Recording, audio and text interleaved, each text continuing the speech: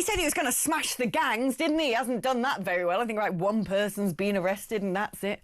They're putting all this money, aren't they, into setting up drone equipment and surveillance stuff over the channel. Well, that's all very well, but what are you going to do when you identify the dinghy?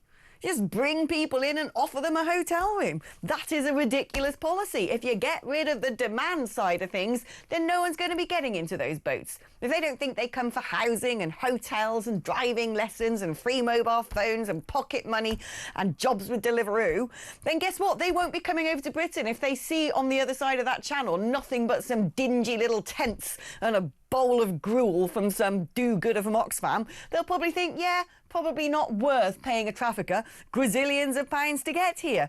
But no, instead of doing that, good old Starmer looks like he's going to go for what I'm going to describe as the hokey cokey approach to managing migration, because he wants to go for a one in, one out with France. We'll return people who've come over here illegally by boats, and in the meantime, anyone in France who wants to come here, well, we'll just take them instead. That is not going to cut down the numbers, huh? Let's speak now to Dr. Mike Jones, who is a migration expert. I mean, is there any sense whatsoever in this plan? Do you see some sort of a granule, a little grain, a kernel of wisdom in actually saying, well, actually, if we can send people back to France who have come over the channel via a small boat, that might stop that from happening. But in return, we're going to take people anyway. I mean, make that make sense to me, Mike. There is a kernel of logic in it. Basically, the one in, one out in the short term won't reduce net migration, but what they're hoping is that most of these channel migrants don't have family connections to the UK. So that will sort of disincentivize people from crossing. It will completely muddle the people smugglers business model, because obviously a lot of their payments are done on a sort of pay-as-you-go or escrow basis. So the one in, one out transactions, if you like, will become less over time and the numbers will go down. But I think the logic is completely flawed for a number of reasons. How is this going to even work? I mean, is this sort of what they like to call the safe routes, where people can make applications to come and be in Britain from France? So they'll sit there in some sort of office in France and say, I should come here because back in my own country, it's full of rubbish. I'm not safe there. Oh, look, it turns out that I'm gay as well. And plus my great uncle lives in Barnstaple. So please, can I come over? And some do-good is just going to sign it off because we agree to 75% of people who make applications here. I can't see how this benefits France in any way, because it's actually going to mean people continuously traipsing across Europe to come to France to sit there and try and fill out their application to come to the UK. I think politically it will be very, very difficult to do with France, simply because the Prime Minister Bayrou, who's a centrist candidate, is teetering on the edge. You know, he's failed with pension reforms. The socialist parties are gunning for him, and he's basically being propped up by centre-right parties. But if, you know, when France takes these people back, a lot of them will be scattered in centre-right or radical right strongholds of France itself, and that could lead to the collapse of the Bayrou government, which is what we saw with Michel Barnier. But in terms of the people smugglers, how do they respond to this? I think they will begin a recruitment drive for migrants who do have family connections in the UK.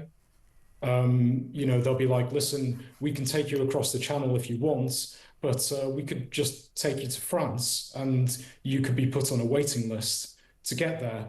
But it doesn't stop there either, because the one in, one out policy, it's shrouded in a lot of vague sorts of detail. For example, what happens to the illegal migrants who are sent back to France? Presumably, they'll be given settled status. They won't be given a French passport, but they'll be given, you know, a sort of substitute passport, you know, the sort of travel documents they have in France.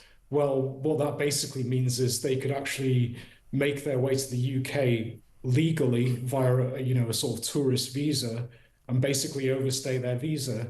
So the pitch from the criminal gangs will change. Basically, if you've got family ties, you know, pay us money, we'll take you to France.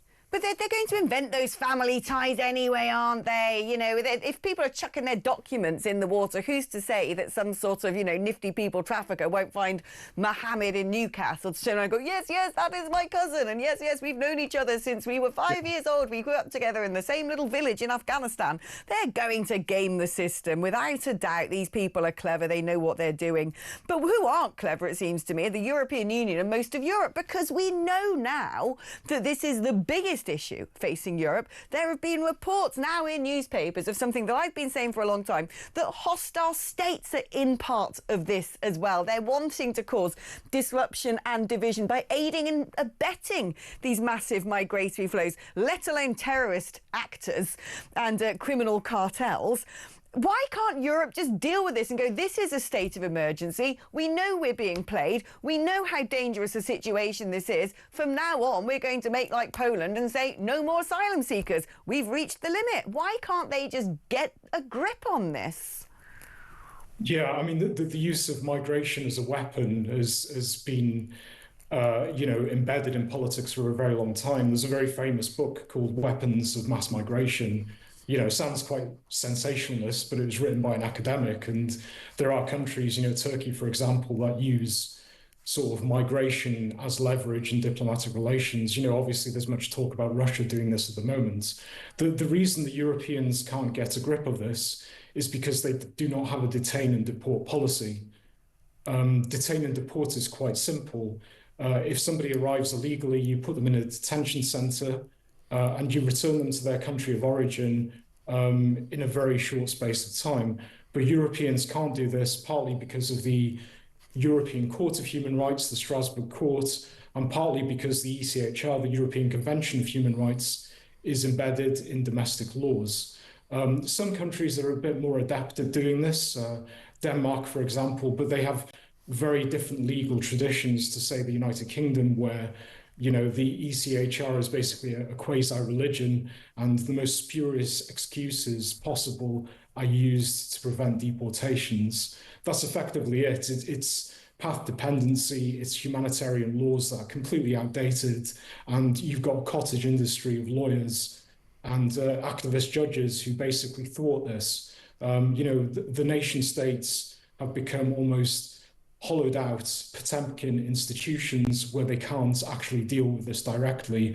Until you change laws, legal systems, this problem is going to continue.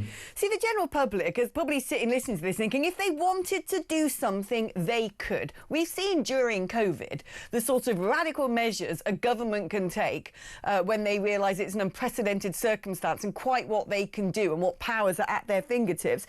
And Europe, I mean, the EU could take a leaf out of Trump's book and go, do you know what? We're going to bring back, detain and deport. We're going to get rid of that ECHR, tell the ECHR to back down, and we've got to rewrite some of those elements, some of those articles within the treaty.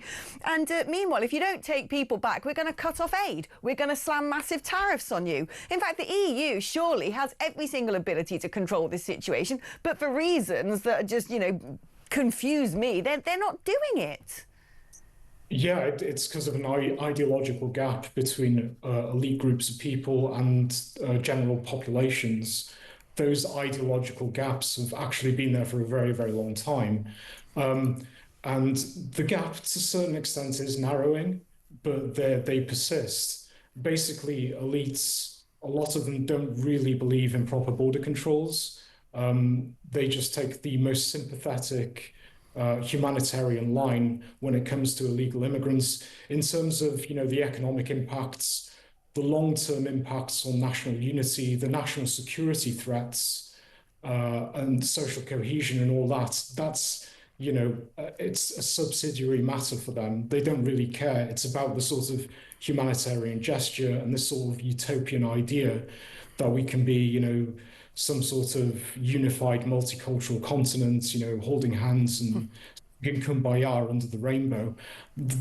That sounds absurd to your viewers, but that's kind of how they see things, unfortunately. Yeah, I totally agree. Like these people, I mean, look, I was in that EU Parliament. I know the nut jobs that inhabit those buildings in Brussels and Strasbourg. Look, you're a migration expert. How critical a situation do you think we are in as a country when it comes to the migration crisis? Yeah, I mean it's critical. I mean, you could have a complete moratorium on legal immigration tomorrow. You could, abolish the Human Rights Act and amend various laws and start deporting people. But even if you did that, there are going to be, severe long-term consequences to the levels of immigration we have already accepted. I think some level of civil conflict is probably inevitable in the future. I think we become more balkanized, self-segregation and ethnic enclaves have become more common, and the tensions are growing. You've seen this in Northern Ireland. We saw it over Southport. There are many people under surveillance by MI5 in terms of Islamist extremism. Yeah, I think we're headed towards quite a dark place, unfortunately. So, I mean, this is basically a national security issue. It's about the future of the country. Um, and yeah, the political class is behind the curve. Oh, And no. unfortunately, until there's a change of government, that's not going to change. I literally tried to make this point on Politics Live yesterday on the BBC and pointed out that some people had raised the spectre of civil war. Oh, my goodness. They all had one sort of coordinated heart attack at that suggestion. My word, somebody suggesting that we're at, 11th hour when it comes to the cultural rubberization of mass migration to this nation. Dr. Mike Jones, migration expert, thank you ever so much for giving us the truth.